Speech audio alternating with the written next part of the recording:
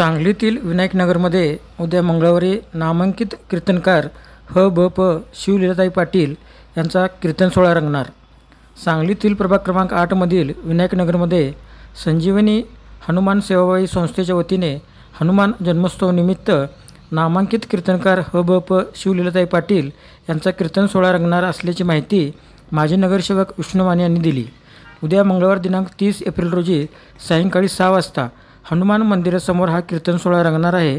तरी नागरिकांनी या कीर्तन सोहळ्याचा लाभ घ्यावा असे आवाहन संजीवनी हनुमान सेवाभावी संस्थेच्या वतीने माजी नगरसेवक विष्णू माने यांनी केले आहे.